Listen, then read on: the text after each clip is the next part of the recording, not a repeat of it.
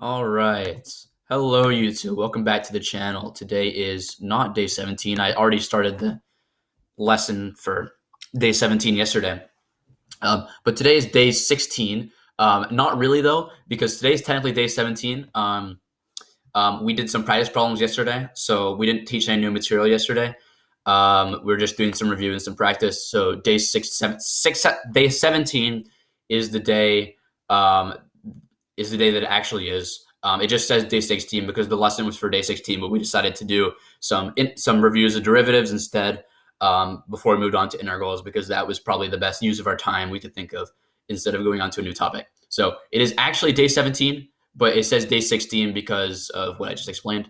But as I said before, today we are diving into Unit 5 and we are starting our discussion on the definite integral or integral calculus. And it's going to be a lot of fun. I'm super excited to start this topic. It's the second main branch of calculus and has a lot of cool applications, and it's going to be a lot of fun, I promise. And it's going to be super cool. Once you learn how to do it, you're going to see all these fancy mathematical notations and be able to solve them, and you're going to feel super confident. It's going to be great. I'm super excited. How are we feeling? I'm feeling super good. Good. All right. So, as always, I have the topics of discussion. I'm going to outline them. Henry and I will come back to these at the end of the lesson after I start recording, and we can go through them again to see that we've truly covered every single topic. So what I like to do, as always, I like to outline the topics we're going to discuss for the day. We'll go through everything, and then together, you and I at the end, we'll just go through them again, go through each individual topic of discussion, and make sure that we feel like we solidified that pretty well in the lesson. But I'll do that with you after the recording ends. All right. So, topics of discussion. Integrals, what are they? Why should we care about the area under a curve? So the first two topics are kind of like, why should we care about integrals and what are they? I feel like that's the most important thing to do if we're starting an entire new unit. We can't just go right into the math. We have to go like, well, what are we dealing with and why should we care? Like it, yep. We're going to talk about rectangular approximations of integrals. A quick refresher on some set terminology that the reason I decided it would be useful to do a quick refresher, I'm just going to take a quick drink of water real quick. It's because sometimes set notation comes up in the textbook. It's very simple set notation. So I just thought I'd explain very quickly the basics of set notation, what it means. So if we ever come across it in a later date, we kind of understand what we're dealing with. If I put it on a slideshow, you understand the kind of terminology. It's very simple stuff, not a whole lot. It's just one slide of kind of basic set terminology. We'll cover that when we get there. All right, we're going to talk about Riemann sums, the definite integral, integral notation, the integral of a constant function, and discontinuous integrable functions. All right. Cool. All right. I'm going to try my best to remember to explain why we call them integrals when the time comes. If I'm like halfway through the lesson and I haven't explained it yet, just shout out like, Dylan, why do we call it integrals? And I'll tell you. But I'm waiting for the perfect time to explain why we call them integrals. That's when we teach the definite integral today. That's going to be a good time to explain to you why we call them integrals. But if I forget to and you remember, just let me know. I'm going to try my best to remember, but we should be fine. Cool. But yet again, if you forget, that's fine. It's only if you're curious. Cool. All right. Integrals. What are they? Integrals, put simply, are the area under curves. If I asked you to evaluate the integral of x squared from 1 to 2, that means I am asking you to find the area under x squared from x equals 1 to x equals 2. We're going to be digging very deep into this concept in this chapter. Any questions on the kind of basic premise? No, I'm all good. Cool. Let me know if I'm going to explain these things, but let me know if you want to see like a visual on Desmos at any point. Okay, I think I'm good for now. Cool. In chapter 7, we will also be discussing how integrals represent the accumulation or adding up of really small quantities to produce an answer we want. We will get an intro to that later with Riemann sums. All right. Do you remember? I don't know if you remember from our very first lesson. I showed you why the equation for the area of a circle is what it is. We derived it using very thin pizza slices. I kind of explained that was kind of like what integral calculus is, and it's not exactly, but the basic idea is kind of the same.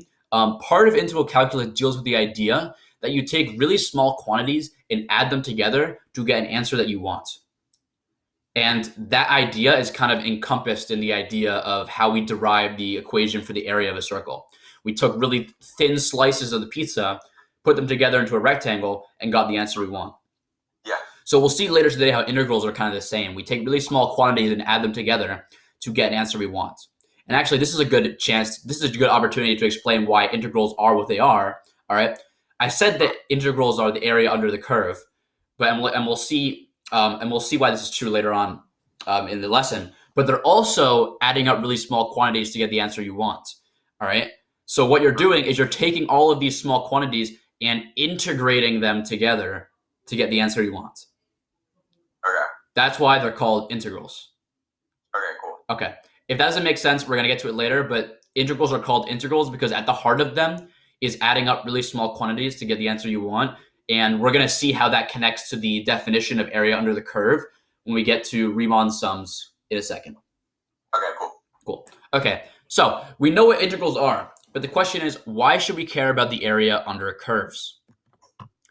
And here's the question. Newton was one of the fathers of calculus, right? So when I say, why was Newton concerned with area under curves? That's what I'm asking. Why was one of the fathers of calculus concerned with areas under curves? And if he was concerned with it and we figure out why he was, then we can see why it's important. All right. Newton, as we are very familiar with, was a mathematician and a physicist. In his time, he was super interested in finding mathematical ways to model physics. We can see this from the legacy he left behind. F equals ma. Newton's laws of motion. Newton's law of universal gravitation, etc. To Newton, a huge part of the discovery of calculus was motivated by the want to model physical phenomena. We can see how this rhetoric fits into this discovery of derivatives.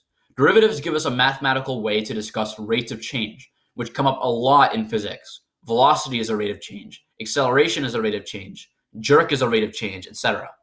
Hence, we can clearly see why Newton would care about derivatives because we can use them to model physics problems.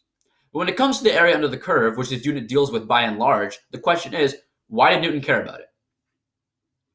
We go with the slides so far? Yep. To sort of tease out the answer, let's look at what happens when we calculate the area under a constant velocity function. And to do that, I'm going to go into Jamboard very quickly.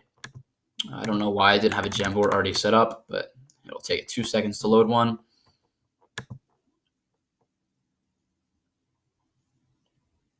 All right. So I'm going to draw a constant velocity function.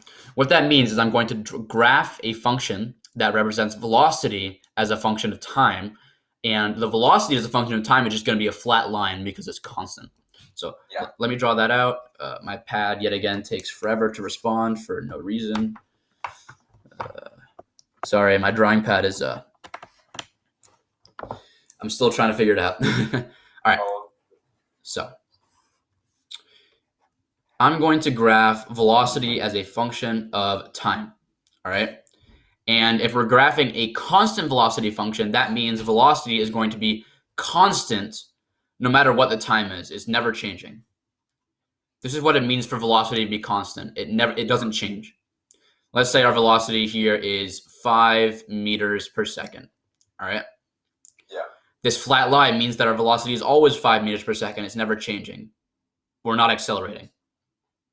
So do you get how this graph of velocity as a function of time would represent constant velocity? Mm-hmm. Cool. All right. So in physics, we learned that distance, or actually, I'll write it this way, velocity equals distance over time, right? Yeah.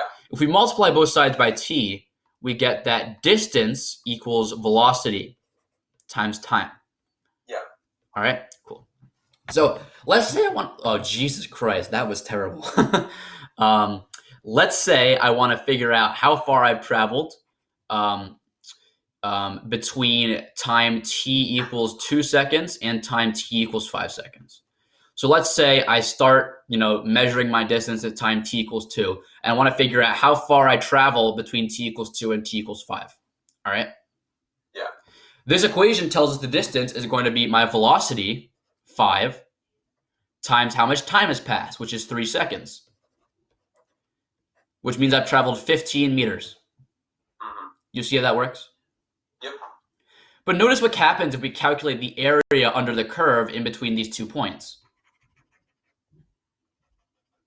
All right, we get the base of the if we calculate the area under the curve between these 2 points, we're going to get a rectangle, right? It's a flat line on the top, so the area under the curve between these 2 points is a rectangle. Yep. Its base is 3, and its height is 5. All right. So the area is 15. You see that? Yeah. So do you see how the area under the curve is the distance we've traveled? Yeah. Cool. So we're going to explain why this is true in just a second, but you can see for any constant velocity function, the area under the curve represents how far you've traveled on that interval. If we're talking about the area from t equals 2 to t equals 5, that tells me how far I've traveled from t equals 2 to t equals 5. How far I've traveled in 3 seconds. Does that idea make sense? Yeah. You see how area in this, and at least in this case, corresponds to distance exactly. Yeah. Cool. All right. So we're gonna get to why this is true later on in the unit. But it turns out that this fact is not just true when your velocity is constant. Let's say I had a function that represented my velocity as a function of time that changed with respect to time. So you can see my velocity is increasing, decreasing, it's changing, I'm accelerating, all that jazz, right? Yeah. Cool. All right. It turns out that the same logic still applies. If I want to find how far I've traveled from, let's say, t equals 1 to t equals 4, all right, I find the area under the curve between t equals 1 and t equals 4. This will tell me the distance that I cover in this time interval. Okay. For a similar kind of logic to our constant velocity function. It might seem weird why this is true as of now, but you can think of it as like a kind of natural continuation of what we were talking about with our constant velocity functions. And we're going to explain in full detail. We're going to fully understand why this is 100% true when we get to the fundamental theorem of calculus tomorrow or Thursday. Mm-hmm. All right. So now we can see why the area under the curve is a useful physical thing to be able to calculate. Because if we have our velocity as a function of time and we know the area under the curve, that'll tell us how far we've traveled. Yeah. Cool. So any questions on why Newton would be concerned about the area under curves? No, that makes sense. Cool. And any questions on the usefulness for finding the area under curves? I think I'm all good. Cool. All right. Awesome. And we're gonna come back to this topic later and explain why exactly this is true.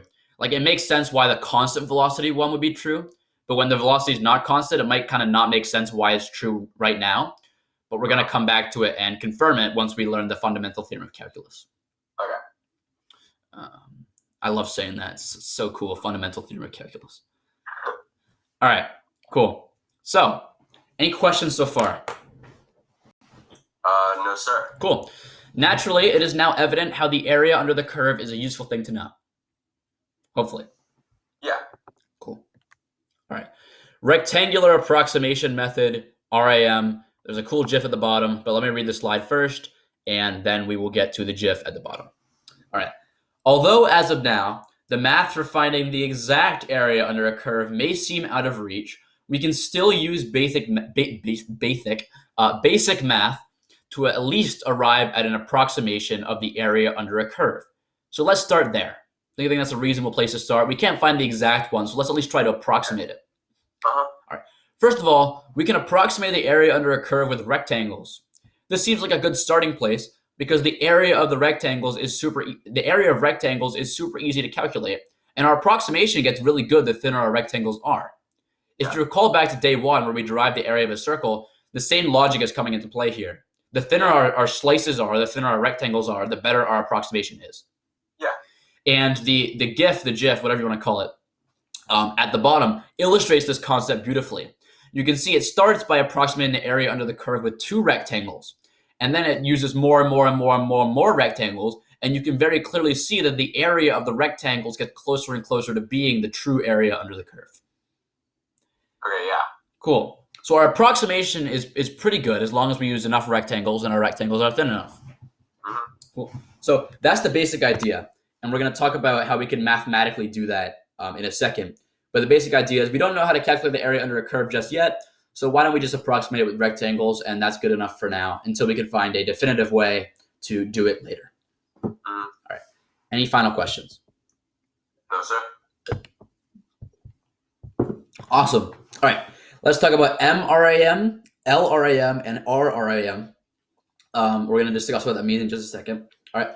When approximating the area under a curve with rectangles, the first step is to break up the interval we are considering into even equal subintervals that will act as the base of our rectangles. That was a mouthful. All I'm saying is if we're approximating the area under the curve with rectangles, let's say I'm drawing some weird function that looks like this. All right.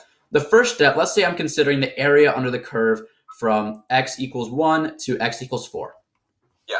The first step is to break this interval into even subintervals, all right?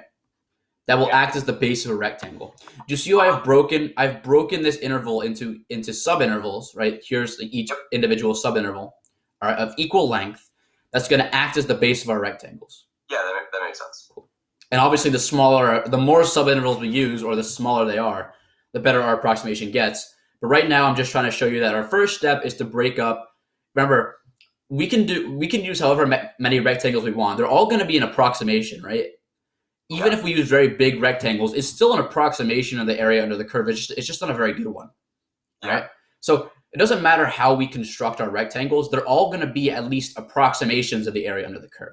Some are going to be better than others, but they're all approximations. All right. So step 1 is break up your interval into even subintervals. If I said even, you know that means equal now. Yep. That will act as the base of our rectangles. All right. That's step 1. Cool. All right. Now the last question is, okay. I think I already covered this part. All right. Okay. We already covered this point in the slideshow. All right. Now the last question is, what do we make the height of the What do we make the height of a rectangle? Dylan, I can't hear you. Uh-oh. Can you hear me now? Yeah, I can hear you. Okay. I don't know if YouTube could hear me. Maybe they could. Maybe they probably could. But if they couldn't, then I wasn't saying anything important. I'm going to restart anyways. So here we are. All right. When approximating the area under, we did that. Now the last question is, what do we make the height of the rectangle? If our approximation is to be any good, the height of the rectangle should be pretty close to the actual height of the function there. So we do the following most often when approximating. We'll either choose, and I'll explain this in the drawing in just a second. We'll either choose the left endpoint of each interval to be the height of our rectangles, the midpoint of each interval to be the height of our the height of our rectangles, or the right endpoint of each interval to act as the height of our rectangles. All right. Yep.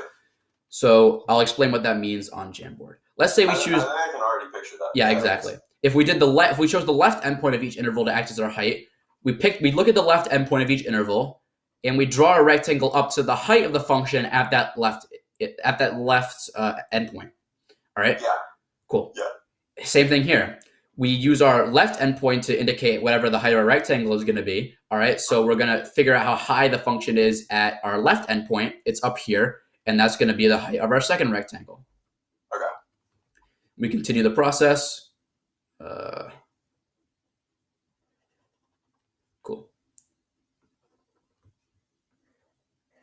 Cool. All right. So we would call this LRAM, which stands for left endpoint rectangular approximation method. It's a long thing to write out. But you see, it's just left rectangular approximation method. We're using the left endpoint, and we're rectangularly approximating the area under the curve. That's why it's called LRAM. Cool. All right. Let's go all the way back and see what midpoint RAM would look like. Midpoint, MRAM, all right, is midpoint rectangular approximation method. And what that means is we pick the midpoint in each interval to determine what the height of a rectangle is going to be. So here we have an interval. We look at the midpoint, all right, and we see how high the function is at the midpoint, and that's going to be what the height of our rectangle is going to be. Yep. Cool. And do you want me to draw the rest out, or do you get the idea? I get the idea. Cool. And you see how the rectangles are going to be a little different than what our right-hand one was, right? Our right-hand ones are a little lower. Or sorry, our left-hand ones were a little lower because our left-hand ones would be here. The height would be up here. But they're still all pretty good approximations. They're just slightly different approximations. Cool. Any questions so far? All good, I think. All right. Want to guess what our RAM would be? Right side. Yeah. All right. So, yep. RRAM just means you pick the right-hand endpoint of each interval to act as the height of our rectangles. So we look at the first interval, its right-hand endpoint is here. So the height of our rectangle is going to be this. Yeah, cool. That makes sense. Etc. All right. So those are the three most common rectangular approximation. The three most common rectangular approximation methods that we'll use. There are other approximation methods that we use, which I think the textbook mentions one in the last chapter of this textbook, which I might cover, I might not, we'll see. But these are the most common approximation methods for the area under the curve, all right? Because rectangles are the easiest thing to deal with, and using the left endpoint, the midpoint, or the right endpoint, the right endpoint, I apologize, are the easiest points to choose in each interval, all right? Yeah. So do you see how these are kind of like the most common ways we would approximate the area under a curve? I do. I will also note, and I think I mentioned this a lot later, all right? For our approximations, it doesn't matter what point we choose in each interval, nor does it matter if all of the intervals are the same length. I'll explain what I mean by in a second. All approximations is an approximation, all right? As long as it's approximating something, we're okay, all right? So let's say I'm trying to approximate the area under the curve from t equals 1 to t equals 4. It looks like this, all right? I could still get a good approximation by just choosing random subintervals. They don't have to be even. Let's say these are my subintervals. They're not the same length, all right? But it'll still give me an approximation. Okay. Additionally, it will still give me an approximation if I decide to choose a random point to act as a height in each subinterval. I can throw a dart at each subinterval and pick wherever it lands to act as my point, all right? It doesn't matter which point I choose in each subinterval, all right? Because they're all still going to give me at least decent approximations of the area under the curve. Okay. So I could choose random points from each subinterval. You see how I've done that here? And it would still give me a decent approximation. Yeah, okay. And a point that I'm going to nail to the ground later is that it doesn't matter how we approximate the area under the curve. All of the approximations are going to get closer and closer to the true value as long as the longest subinterval gets smaller and smaller. Yeah. All right? Yep. So I'm going to go over this in just a second. When we break up an interval into subintervals, we call that the partition of, let's say we're going from point A to point B. We would call it the partition of interval AB. Okay. Cool. And the textbook goes into this, and I'll mention it later in the slideshow. The textbook says that your approximation will approach the real value of the area under the curve as long as the norm of the partition, which the norm of the partition is the longest subinterval. Do you see how this is the norm of the partition we made for here? Yeah. Right? As long as the norm of the partition goes to 0, gets closer and closer to 0. Got it? Yeah. So we can construct our subintervals and our points however crazily we want. It would still become a better and better approximation as long as our longest subinterval gets smaller and smaller. Yep. And also, it doesn't matter what point we choose in each subinterval because they're all going to approximate the height of the curve in that subinterval. As long as we're choosing a point within that subinterval, it's going to give an approximate height. It's going to be a good approximation. Yeah. All right. Any questions on that? All good. Cool.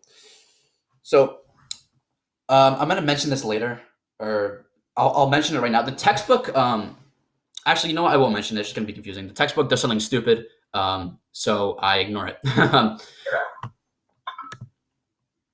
All right. Any questions? Cool. All right. As you will see, some approximations are better than others, but the bottom line is this. The smaller our subintervals are, and the more rectangles we use, regardless of what point we choose in each subinterval, the area of these rectangles goes towards the true area under the curve. It doesn't matter if we use RRAM, MRAM, LRAM, or some random choosing of points. As long as each subinterval and rectangle gets thinner and thinner, they're all going to get closer to the true area under the curve. Yeah. Any questions on that? No, that makes sense. Okay. And also, some approximations are better than others. What I mean by that is this. Here is different approximations of the area under the graph of x squared, I believe. All right. Here's LRAM, here's MRAM, and here's RRAM. Do you see? So I want you to look at them and say to yourself, oh yeah, I see how this is. I see how each one is what it is. Yeah, I see how each one is what it is. Okay, cool. And you'll see that they're going to give different approximations. All right. LRAM is going to underestimate the area under the curve because we have these gaps, right? RRAM is going to overestimate the area under the curve because we have these things that go above it. Yep. And MRAM is going to get something in the middle. Yeah. So right now, MRAM is our best approximation method. Yes. Cool? Yep. Awesome. So what I recommend is if you're ever doing a problem and you want to get at a good approximation, use MRAM. Okay. But yet again, LRAM and RRAM are also things you could use. You just have to make sure your rectangles are thin enough so the approximation is actually good. Yeah. Cool. Gotcha. But yet again, I digress. Even though the approximations might differ from each other, they all get closer to the true area under the curve as long as our rectangles get smaller and smaller. Mm-hmm. Let's go back to our GIF here. Do you see how this is I think this is RRAM. Yeah. Right? Yeah. Cool. You see how RRAM is getting closer to the true area under the curve as our rectangles get smaller. Mm-hmm. So even though MRAM is a better approximation in the finite world, if our rectangles get infinitely small, they're all going to become the area under the curve. Yeah, exactly. Cool. You're really getting it. I'm super happy.